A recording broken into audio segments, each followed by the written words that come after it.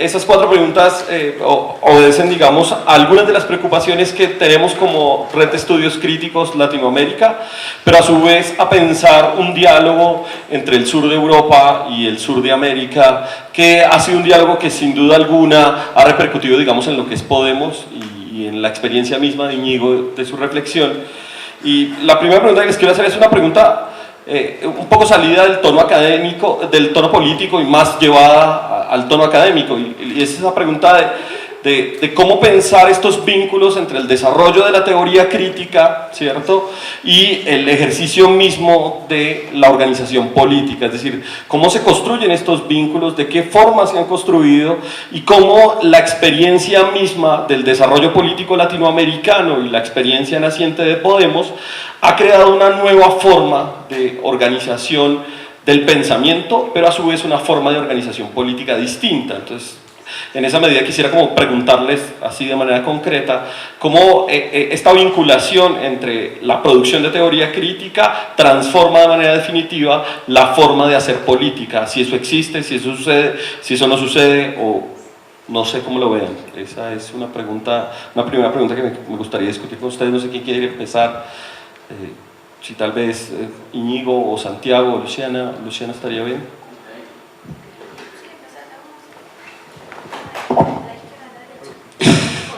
Siempre de la izquierda a la derecha. Efectivamente. A ver, es una pregunta complicada, lo hago a velocidad del rayo, si puedo. Hay 2 formas de reflexión que no valen para el cambio, o hay 2 formas de relación entre la teoría y la organización política que diría que no sirven para el cambio político. La primera es la reducción al puro coyunturalismo y el desprecio de la teoría y del pensamiento, porque serían cosas que nos alejan de la batalla fundamental. Las cosas están claras, venga, a la pelea, y lo otro es perder el tiempo en especulaciones que a nadie le sirven. Es la pobreza intelectual y teórica en la que muy a menudo caen las organizaciones políticas. La otra es la reflexión intelectual crítica que no se hace cargo de los problemas concretos de la política y que, por tanto, digamos, recomienda cosas hermosas y bellas que siempre cuadran en el papel, pero que luego quienes operamos políticamente tenemos muchas dificultades para trasladar.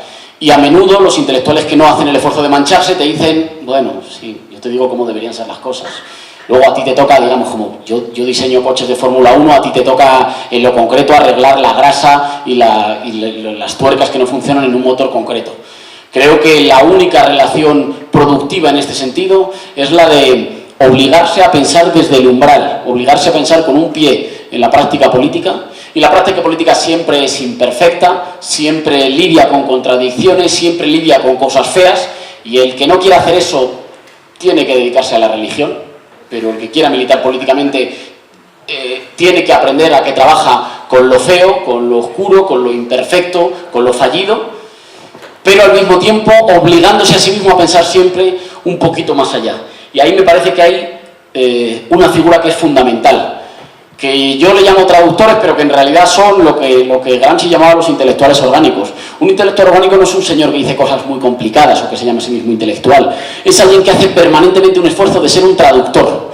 Es decir, que hace el esfuerzo permanente de decir estas teorías que nos parecen sugerentes, dame un ejemplo concreto. Dime cómo me ayudarían a mí, en mi barrio, en mi municipio o en mi país a mejorar las cosas. Ponme un ejemplo de dónde esto ha funcionado. Ponme un ejemplo de esto, qué dificultades genera. O, por decirlo de otra forma, con estas ideas que parecen tan ricas, gánale un debate a los portavoces gritones, chabacanos y simplistas del adversario. Vete a la televisión, en la que no te van a dejar media hora tranquilamente con papel y boli, vete a la televisión y con un minuto 20 que tienes para discutirlo, gánales una discusión a los adversarios. O dime cómo serías capaz de ganarles una discusión a los adversarios. En otros términos, y para cerrar, un traductor político, un intelectual orgánico, sería esa gente capaz de manejar la mayor de las complejidades teóricas para producir la mayor de las simplificaciones en el discurso político, capaz de operar o de producir eslóganes, relatos, simplificaciones de la realidad, capaces de convencer incluso al vecino que le interesa menos, que le pone menos interés, o al conciudadano que le pone menos interés en la política. Si no te mueves, digamos, en ese primer ámbito de complejidad, corres el riesgo de acabar reproduciendo lo existente y acabar diciendo las mismas tonterías que normalmente nutren el circuito político-mediático de nuestros países. Pero si solo te mueves en eso y no eres capaz de traducirlo, digamos, formas parte de una bella especie minoritaria que se conforma con constatar que su país no les entiende, que es otra forma de decir que eres impotente, políticamente. Entre esos dos abismos está la necesidad de la capacidad de la traducción política, la mayor de las complejidades para el análisis y la mayor de la capacidad de simplificación para operar inmediatamente políticamente haciéndote cargo de las condiciones reales culturales del terreno en el que tienes que batallar.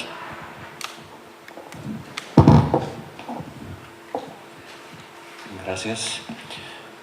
Bueno, yo voy a hacerle caso primero a Manuel, que él se adelantó y nos puso la agenda antes de tiempo. Entonces voy a hacer una breve reflexión sobre las cosas que él puso sobre la mesa y luego voy a la pregunta tuya. En primer lugar, el tema de la irreversibilidad. Yo no creo que en política haya cosas irreversibles. Yo tiendo a estar de acuerdo contigo, porque en política no hay garantías. No hay garantía metafísica, no hay garantía moral. La política es una correlación de fuerzas y nunca sabes cómo se van a mover esas capas tectónicas de la política hasta el punto de que lo que creías que habías ganado en una lucha, capaz que lo pierdes. La izquierda europea hace unos años daba por sentada la democracia. Hoy en día la izquierda europea tiene que pelearse la democracia. Tiene que pelear cosas como la separación de poderes, cosas de ese tipo que hace 20 años la izquierda europea daba eso por ganado. En Europa nosotros no damos por sentado eso acá. Pero sí, por ejemplo, el proceso de paz. El proceso de paz que se ha iniciado no es irreversible. Esto puede echar para atrás, ¿eh?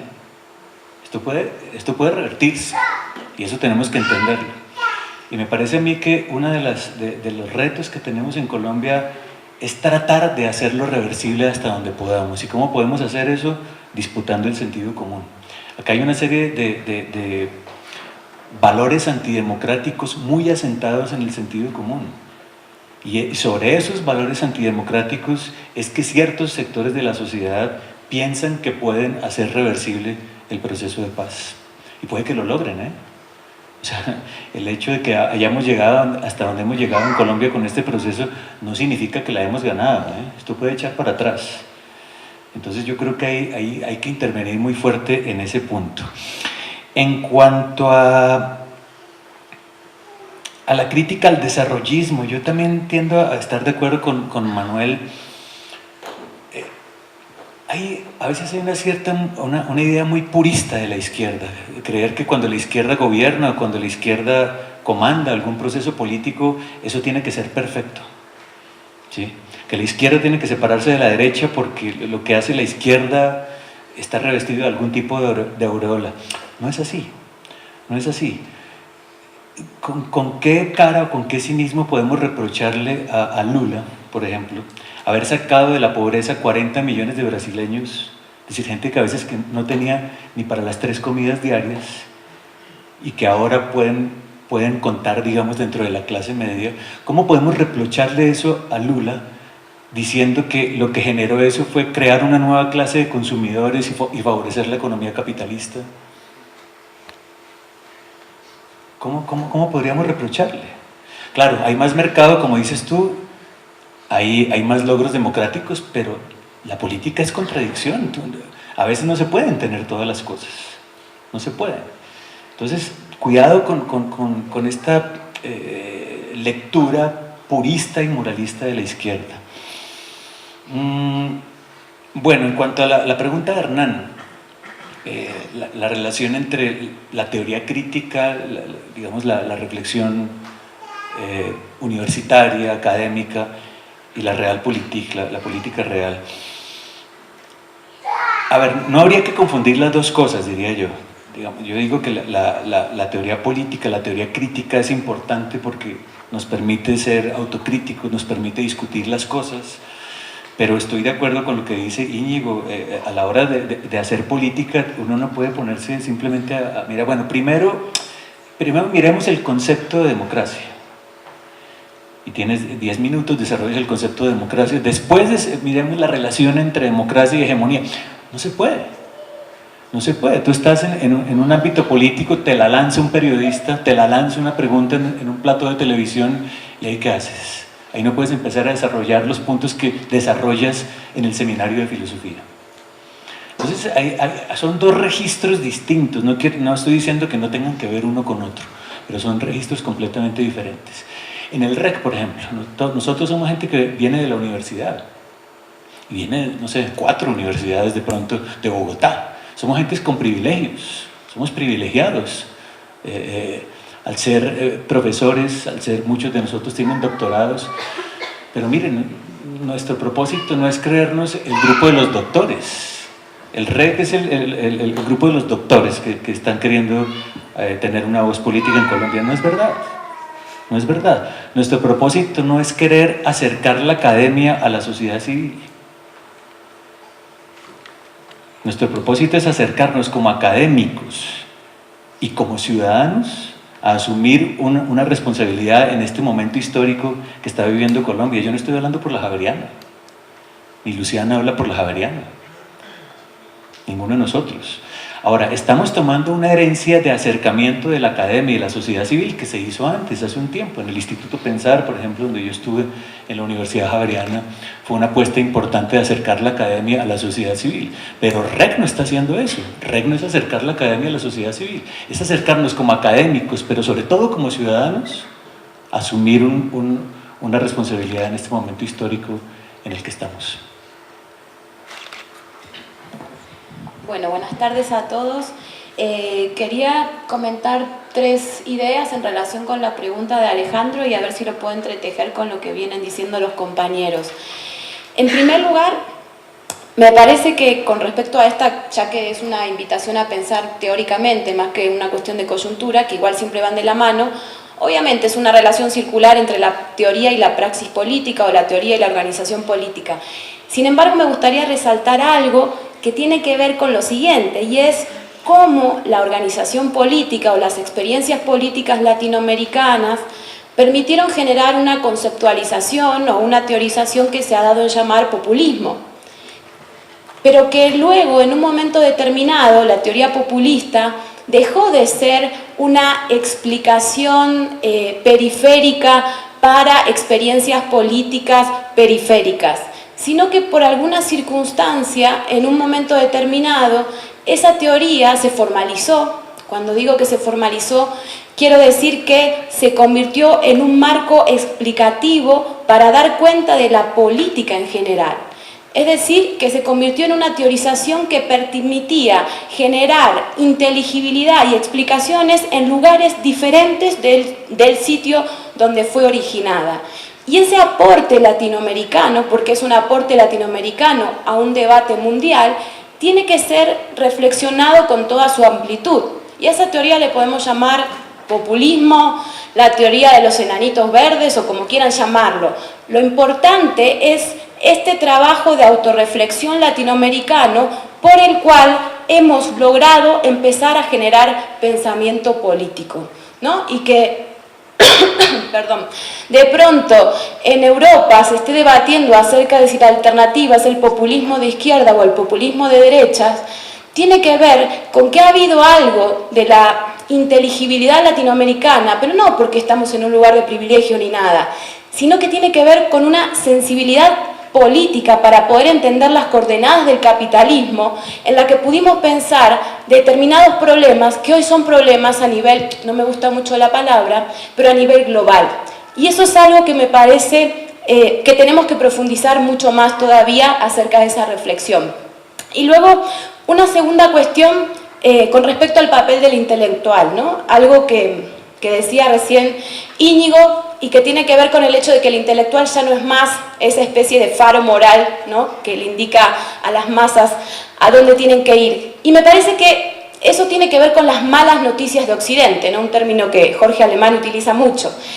Y es el haber hecho un trabajo desde el lugar de los intelectuales en el cual descubrimos que estamos en una situación de no saber, ¿no? Es decir, que no tenemos las claves ni las coordenadas para determinar hacia dónde hay que ir, pero que es en la experiencia misma que podemos poner en práctica ese no saber para, entre todos, tratar de ir materializando unas vías posibles. Y me parece que REC, esta experiencia que hoy tiene aquí, o otras experiencias que han tenido lugar con los mismos colegas o con otros más, tiene que ver con esa búsqueda genuina y es un giro de la izquierda. Es un giro de la izquierda porque es un trabajo de humildad y un trabajo de capacidad de que es posible ser intelectual, hacer crítica constante y no asumir ningún lugar de privilegio para pensar los problemas. Y finalmente, y con esto cierro, aquí voy a disentir un poquito con Santiago. Yo creo que estar en la universidad no es un privilegio, es un derecho. Y creer en Colombia, se comete el error de creer que estar en la universidad es un privilegio porque es un extraño modo de ascensionismo social, ¿no? Es decir, estar en la universidad me pone en un lugar privilegiado frente a los otros y por lo tanto me pone en ese lugar incómodo en el que yo no puedo exigir nada porque hay otros que están peor que yo. Y ese mecanismo perverso es un logro de la derecha, es hegemonía de la derecha. Entonces yo lo que creo es que hay que revertir la cuestión. La universidad es un derecho y tiene que ser un derecho popular y para todos. Y en ese sentido vamos a lograr, digamos, las universidades van a dejar de ser elitistas y se tienen que convertir en espacios de formación popular. La universidad puede devenir popular y creo que esa es una de las estrategias que hay que pensar aquí en Colombia. Bueno, yo lo voy a hacer muy cortito porque justo he hablado antes. Creo que depende un poco quién sea y el qué quiera hacer. O sea, aterrizando un poco la, digamos, la cuestión del intelectual o la teoría en la política, creo que tiene muchos matices.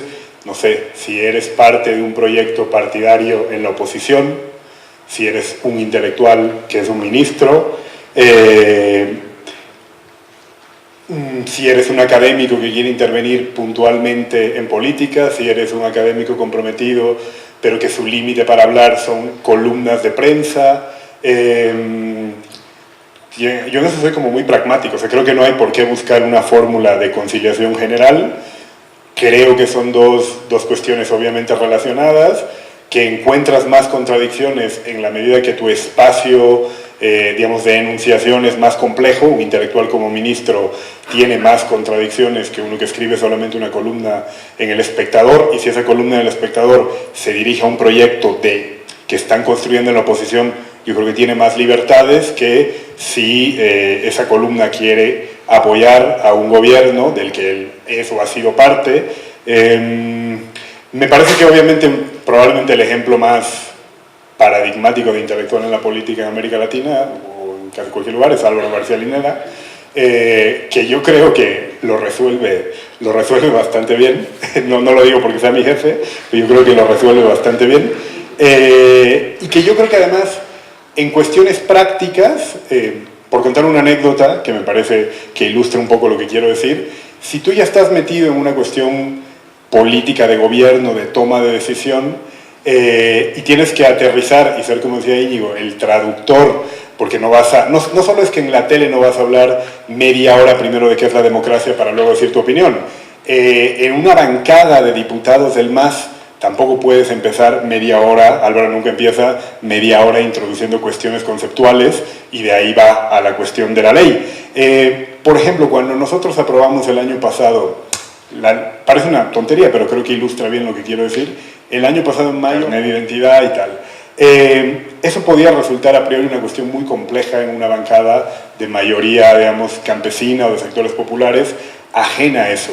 La capacidad que tuvieron los presidentes de las cámaras, sobre todo el presidente de diputados que tiene una formación intelectual muy importante, de traducir, de ver cómo el marco para convencer y persuadir a nuestros compañeros no era el de la autoidentificación. No había que agarrar a Judith Butler y decirle a un compañero, mire, si él se reconoce como tal, eso está perfecto. Lo que hizo Gabriela, lo que hizo el vicepresidente, fue una cuestión de explicar, persuadir y lograr el apoyo mayoritario de la bancada, traduciendo, si quieren, esa idea de Butler a una cuestión de son colectivos vulnerables que sufren violencia. Uno entiende más en Bolivia la cuestión, digamos, de la lucha contra la discriminación que cualquier indígena hace suya. Estos colectivos sufren como sufrías tú. en lugar de hacer una cuestión muy enrevesada teóricamente. Entonces yo creo que depende mucho en qué lugar estés, qué rol quieras ejercer, si eres un intelectual de gobierno, si eres de gobierno con obligaciones de gestión, o si has metido una vez al mes una opinión en una columna de un periódico. Bien, un poco recogiendo tanto la conferencia de Íñigo como la conferencia de Manuel y algunas de las reflexiones que Santiago mismo y Luciana han elaborado en sus textos, creo que en los últimos 5 o 6 años ha vuelto a saltar una pregunta al terreno de la teoría política, y es la pregunta por cómo esta configuración del Estado después de la década ganada, que digamos era un poco lo que Manuel presentaba ahora, exige necesariamente repensar la institucionalidad. Es decir, ¿para qué la institucionalidad? ¿De qué forma está estructurada la institucionalidad? Y cómo la institucionalidad vincula a ese cuerpo político que se está conformando constantemente en la movilización social. En ese sentido yo quisiera hacer una pregunta que por supuesto es compleja, pero quisiera como escucharlos brevemente sobre ello, y es ¿cómo pensar esta vinculación o esta tensión, un poco lo que Santiago llama la tensión entre la potestas y la potencia, ¿sí? Es decir, cómo pensar la institución el poder constituyente de los movimientos sociales, de las barriadas, de los colectivos, de las colectivas y de un montón de causas, y la emergencia de nuevas institucionalidades para responder un poco a lo que Manuel demandaba ahora, y es que no basta solo con el hecho de estar en el poder, sino que hay que reinventar las figuras de la institucionalidad, pensarlas de otra forma distinta. Y esto, digamos, conectado con esa idea de la Chloe Mouffe, de que en el centro de todo esto debe estar el conflicto, ¿sí? Entonces quisiera hacerles esa pregunta por esa tensión entre la configuración entre los movimientos sociales y la configuración de nueva institucionalidad, una institucionalidad creativa que mantenga, que gestione ese conflicto. No sé cómo la ven, y no sé si ese sea el reto de las democracias contemporáneas. Si quieren arrancar en el mismo orden, sí, como para que no... Vale, gracias por la pregunta, porque me parece que es central, pero además que permite entroncar como con una parte de las cosas que hemos venido discutiendo entre ayer y hoy.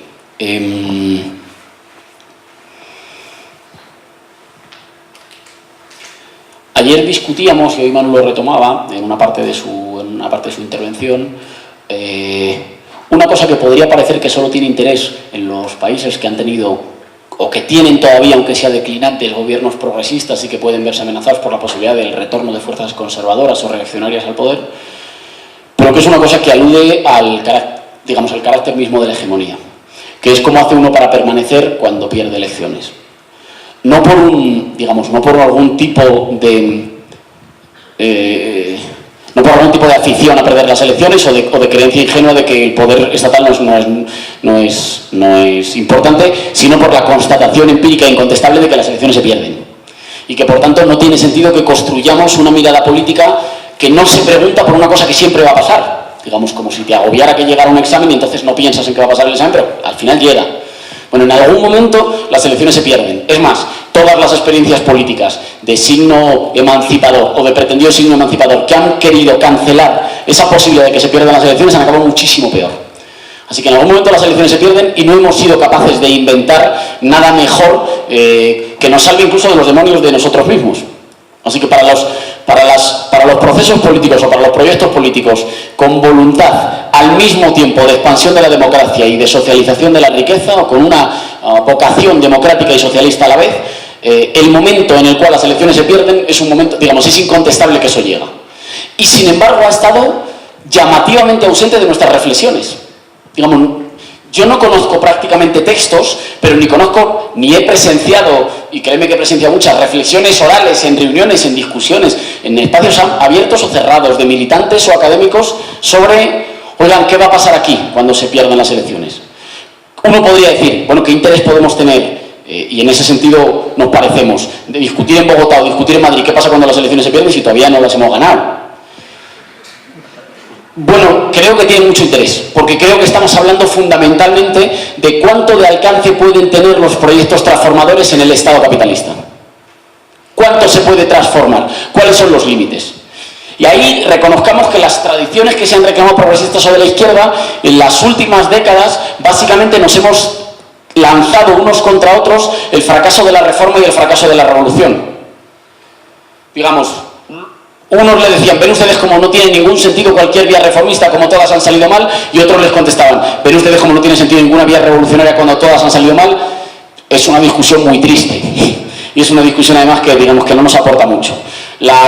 Me parece que este problema de la irreversibilidad relativa, yo siempre que uso el término le he añadido el apellido relativa, sabiendo que efectivamente nada es irreversible, felizmente nada es irreversible en política, que nada sea irreversible en política, que todo sea reversible en política es la mejor garantía que vivimos de que construimos sociedades libres.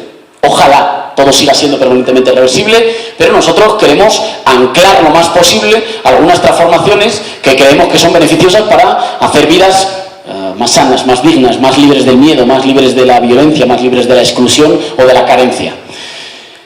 Así que el problema de cuánto se mantienen las conquistas en el Estado es el problema mismo de la transformación democrática y con voluntad o con vocación socialista en los Estados capitalistas.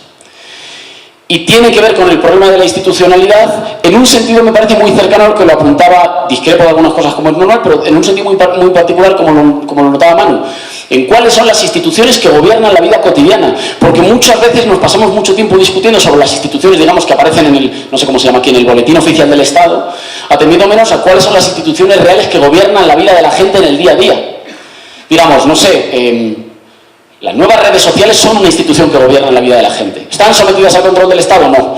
Pero creo que durante mucho tiempo tenemos el límite de que nos movemos, yo en la ciencia política, pero en diferentes ramas de las ciencias sociales, con teorías que nos decían que la mejor garantía de la libertad de nuestros conciudadanos era ponerle límites a la vorágine o a la posibilidad depredadora del Estado. Es una teoría que es profundamente antigua, porque nos vacuna contra un leviatán mientras nos devoran otros monstruos. Entonces nos dice, la mejor defensa de la libertad es cómo pensamos ponerle límites concretos al Estado, mientras que poderes que no se someten a ningún control por parte del Estado gobiernan todos los días despóticamente nuestra vida cotidiana. Y sobre esos no discutimos porque parece que no son Estado, no son la institucionalidad. Digamos que la discusión sobre qué tipo de institucionalidad es, qué tipo de dispositivos son los que gobiernan nuestra vida cotidiana. Y tendremos que reconocer entonces que los procesos de transformación de signo progresista o de signo nacional popular son muy modestos porque gobiernan una parte muy pequeñita de la vida cotidiana de la gente. El grueso de la vida cotidiana, de nuestras vidas, de nuestro día a día, lo gobiernan poderes no elegidos por nadie, que no rinden cuentas ante nadie y además que no tienen el menor compromiso con la sostenibilidad social, económica o ecológica de nuestras sociedades.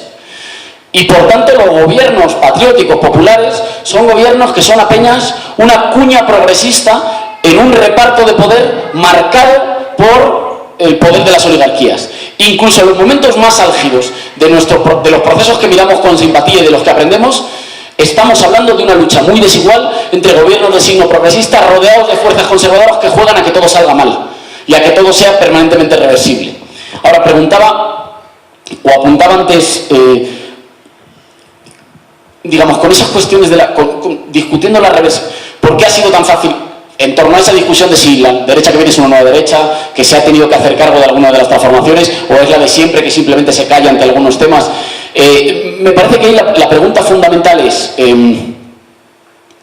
o le añado una cosa, ayer al salir de la charla Manu me planteaba, claro, pero hay una duda ahí, hay una tensión. Tú dices que vosotros, por ejemplo, un ejemplo, vosotros en España tenéis la capacidad de marcar la agenda en algunos temas que aunque vosotros no gobernáis, obligáis a que nosotros hagan reformas. No sé, nosotros posicionamos que era una vergüenza que en un país donde las empresas energéticas ganan beneficios récord en toda Europa, hubiera gente a la que se le corta la luz porque no puede pagar, o la calefacción. Hay muchos ancianos en mi país que pasan frío en invierno porque no pueden pagar la calefacción. Y fuimos capaces de prohibir o por lo menos limitar mucho la capacidad de las empresas que tienen beneficios multimillonarios, no porque sean grandes emprendedores, sino porque el Estado se lo regala, le regala un oligopolio para cortarle la luz a la gente discrecionalmente. Y conseguimos que eso se redujera. Y la pregunta que me parece muy pertinente era, ¿cuánto es eso capacidad tuya de dirigir intelectualmente el rumbo político de tu sociedad y cuánto es capacidad de tu adversario de incluir algunas de las reivindicaciones que tú tienes para hacer más sólido, más estable su poder? ¿Cómo sabemos cuando tú estás avanzando con tu contrahegemonía y cuando lo que pasa es que el adversario, bueno, pues te admite, te da un lugarcito? Es verdad que decís, sí, es verdad, es terrible que le corten la luz. Bueno, vamos a cortarla muy poquito, los beneficios y el modelo oligopólico de la energía en España no se toca, pero ¿cómo sabemos cuando el adversario te integra un poquito y por tanto te subalterniza, y cuando lo que pasa es que tú le marcas la agenda. Tengo una respuesta más teórica, o más teórica, con pretensiones más teóricas, y tengo una respuesta, digamos, de carácter más político. La respuesta más teórica es: siempre se dan las dos cosas a la vez. En todo momento político hay siempre una parte de recuperación y una parte en la que tú obligas al adversario. Digamos, toda revolución también es una revolución pasiva en términos de Gramsci. Siempre, en todo momento, hay una parte en la que tú obligas al adversario, pero el adversario también, incluyendo una parte de tus reivindicaciones o de tus demandas o de tus esperanzas, confía en solidificar su poder. Las dos cosas siempre se dan. En cualquier reforma, en el buen sentido de la palabra, siempre hay los dos componentes. Hay un componente de avance popular, pero hay un avance también de hacer más sólido o de hacer más estable digamos, el dominio de algunos. En realidad, lo que pasa es que nuestras oligarquías, y por eso hablamos con propiedad de las oligarquías, no son las más listas y no son las que tienen la mirada más larga y con más capacidad de desarrollo, pero no sé, no han gozado de mayor estabilidad política las clases dominantes más que en los más perfeccionados estados de bienestar. Y sin embargo, a la vez, los estados de bienestar han sido conquistas populares. ¿Cómo puede ser eso? ¿Que son traiciones? ¿Son que son tontos? No, es que siempre hay esa tensión. En cada avance nuestro siempre se va a dar esa tensión entre ¿nos están integrando o es que estamos consiguiendo cosas? Las dos. Ahora, en términos más políticos, ¿cómo diferenciamos? No soy muy fan del tipo, pero tiene ideas que me resultaron muy interesantes. Para pensar esa transición, porque nosotros siempre estamos de paso en los poderes de los estados, para pensar esa transición en un sentido democrático y socialista en los estados capitalistas, Bob Jessop dice: es importante notar cuáles son los elementos nucleares de poder de las élites. ¿Cuáles son los elementos sin los cuales las élites no podrían seguir siendo élites? Esos son donde cuando tú tocas, como si tocaras en un nervio, saltan... digamos, nosotros hay temas en los que no saltan tanto. Esto que he dicho de las energéticas dispara todas las alarmas en mi país. ¿Cuáles son, como si tú piensas en la oligarquía colombiana, cuáles son las fuentes materiales y culturales de su poder sin las cuales no podrían seguir siendo oligarquía? Y por tanto, las tareas de un gobierno progresista, de un gobierno popular son, y ahí son contradictorias.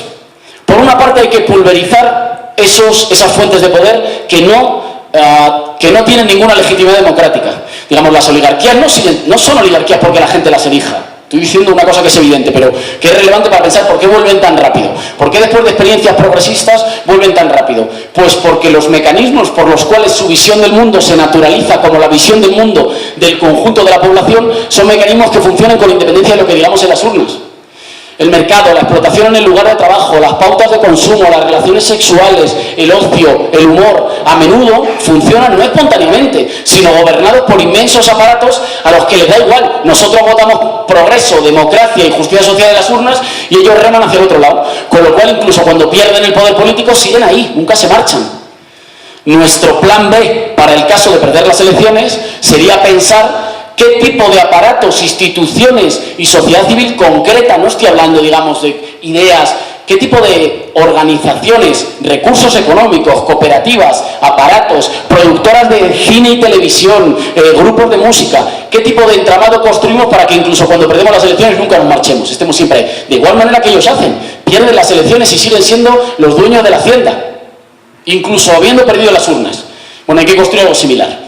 Para mí pensar en reversibilidad es pensar, por una parte, ese plan B, que sorprendentemente nunca se discute, ya digo, no por amor a perder las elecciones, pero porque siempre se pierden y hay que discutir qué vamos a hacer cuando las perdamos, qué vamos a hacer para regresar pronto. En segundo lugar, cuáles son esos puntos que sí o sí hay que pulverizar. Digamos, cuáles son esos privilegios de minorías no sometidos a ningún control democrático que un gobierno progresista no puede dejar de alterar.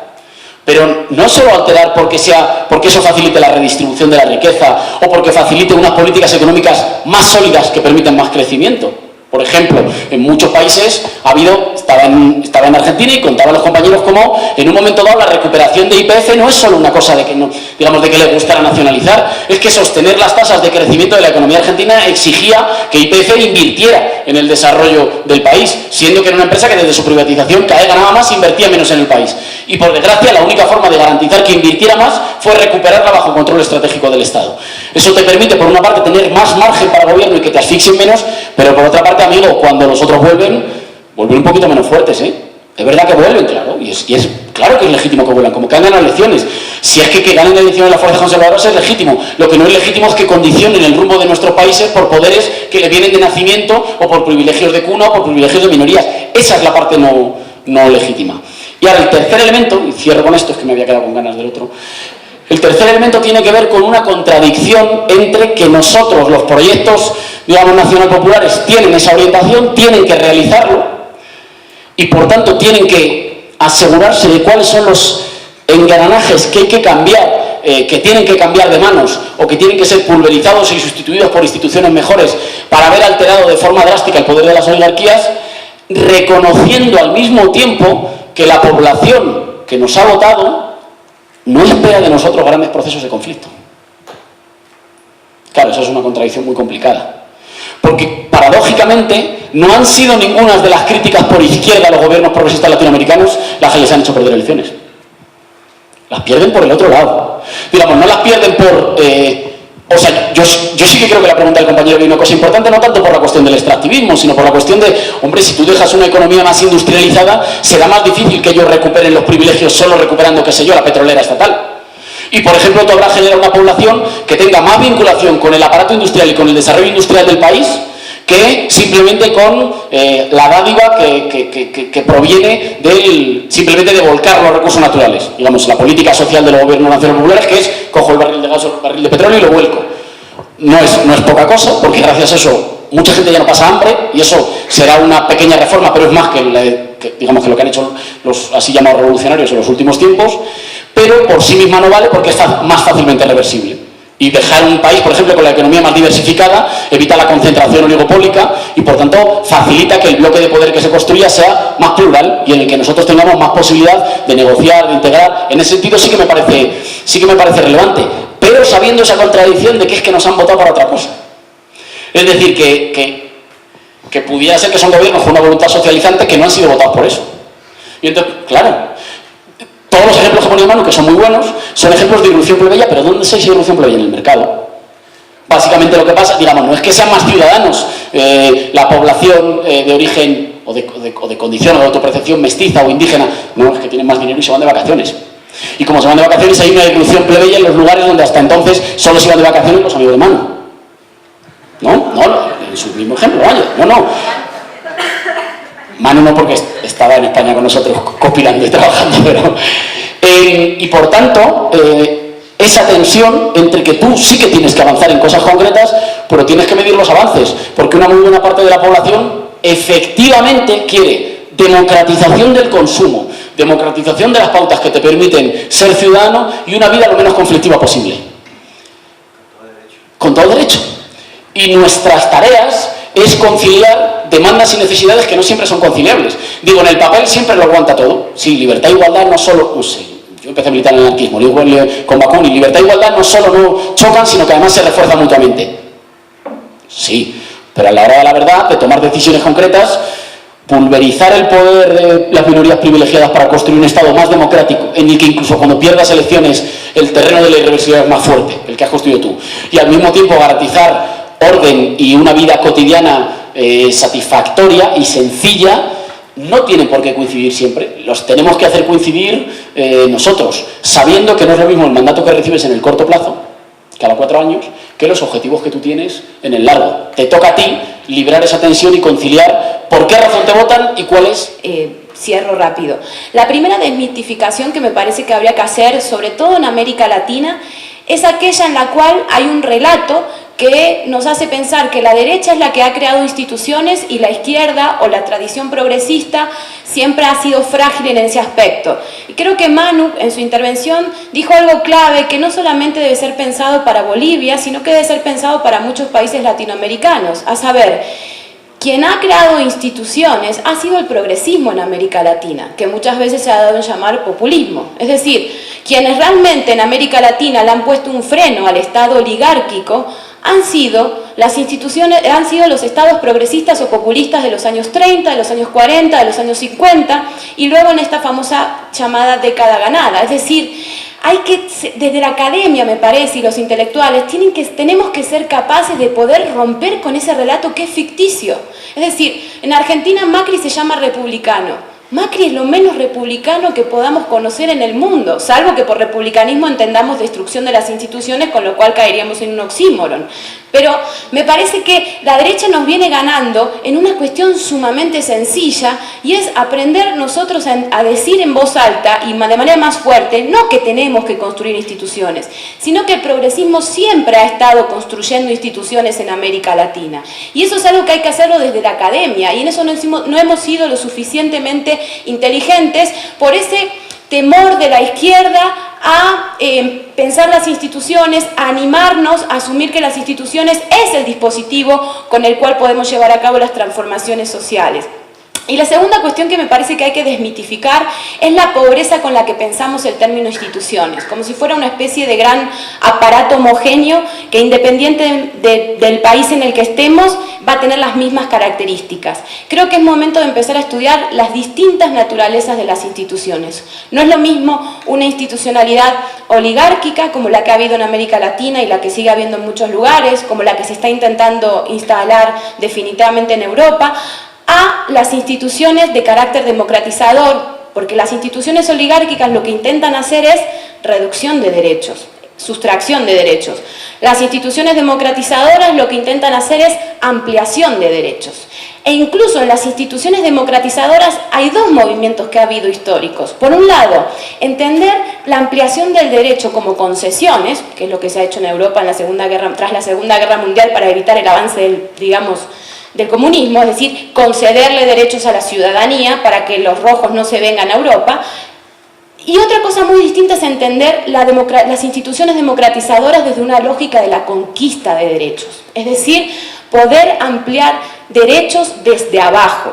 Y me parece que en América Latina hay un aprendizaje sobre eso, y los intelectuales o los académicos, los que quizás humildemente podríamos contribuir, no tanto a decir cómo debemos actuar, sino a estudiar más finamente cómo se ha dado esa, digamos, relación entre los de abajo y la institucionalización de los procesos democráticos. Es decir, en esta última década ganada, ¿cómo ha sido la institucionalidad en Bolivia? ¿Cómo se han articulado demandas de los movimientos sociales o de determinados movimientos sociales o indígenas, etcétera, con el Estado? ¿Cómo se ha producido eso en Argentina? ¿Cuáles han sido determinadas ampliaciones de derechos que han sido unas conquistas venidas desde abajo? ¿Y cuáles han sido conquistas que han sido propiciadas desde arriba? Y que no necesariamente que sean propiciadas desde arriba es algo malo. Es decir, en Argentina la asignación universal por hijo es algo que viene desde arriba. No desde una élite simplemente, pero viene desde arriba. Sin embargo, supone una ampliación de derechos, y esa ampliación de derechos supone unas posibilidades de realización sumamente interesantes. Por eso creo que, y con esto acabo, hay que desmitificar esta simplificación con la cual se endemoniza y se piensa a las instituciones. Bueno, yo muy cortito, porque el comentario es parecido al que decía Luciana, y siguiendo un poco con lo que dije, con lo que expuse un rato antes, a mí me parece que justo esta idea de hasta nosotros pensamos que no hacemos trabajo institucional. Le hemos cedido a la derecha el patrimonio absoluto, y lo absurdo es, la derecha boliviana siempre nos critica por eso, y encuentra mucho eco, porque en la línea de lo que yo decía, creo que son ideas muy asentadas en el sentido común popular, ciudadano. Entonces, ellos están muy orgullosos, digamos, en los 90 las instituciones funcionaban, y es, ¿cómo puedes estar orgulloso de que funcionaban con 70% de pobres, de los cuales 50% era pobreza extrema? Y yo creo que incluso los ciudadanos que ahora participan masivamente de la institucionalidad, porque el hecho de sentirte representado y de que se te incluya, y de que ahora a través, nunca ha habido más Ministerio de Salud que ahora. El Ministerio de Salud del 93, por supuesto que funcionaba, porque alcanzaba, me imagino que al 2% de los bolivianos. Pero nosotros no hemos sido capaces de imponer que un criterio para valorar la institucionalidad es la representatividad. Entonces te siguen criticando por mala eficiencia.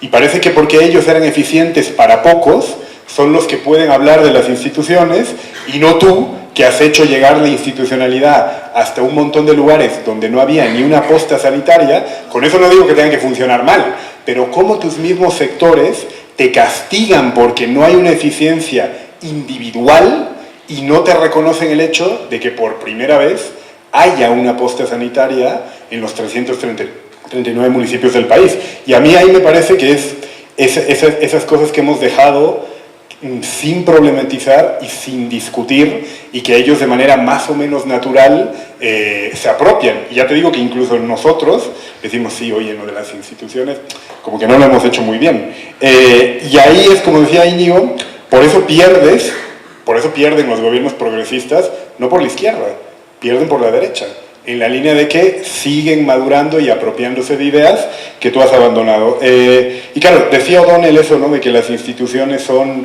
suturas del conflicto social. Tienen siempre una lectura, como ya han dicho los compañeros, positiva y negativa. Esta crítica, digamos, de los autonomistas o los más radicales al matrimonio igualitario. No, pero el matrimonio es una condena, no sé qué. Claro, eso generalmente lo dices desde una posición de privilegio, porque el hecho de poder casarte te faculta tener más posibilidades de desarrollar tu vida. Yo en eso soy, digamos, como muy etapista, y creo y comparto plenamente lo que dice Luciana, que hay que reivindicar que la izquierda es la que crea instituciones, y no solo quedarnos con una idea de la defensa de la institución en términos de eficiencia neoliberal o liberal clásica de yo te trato bien como cliente y aunque sea un grupo reducido de clientes, puedo estar orgulloso de ser el único que hace institucionalidad, y tú que la amplías masivamente con el lógico, digamos, fallas en la eficiencia, estamos hasta avergonzados de eso y no salimos, digamos, a defender que tú eres el que ha llegado hasta el último rincón del Estado con la institución. Bueno, yo tengo que decirles que se nos acabó el tiempo. Al público agradecerle este conversatorio de lujo, creo yo, que han marcado las obras de todos y las acciones políticas de todos, han marcado Latinoamérica, y espero que marquen Latinoamérica y España a futuro.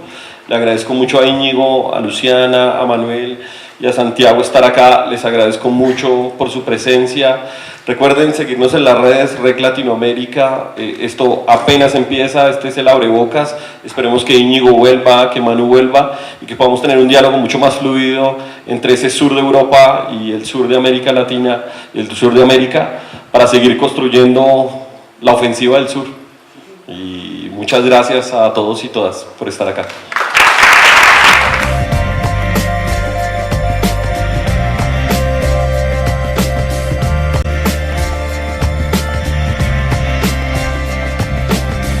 Red de Estudios Críticos Latinoamérica.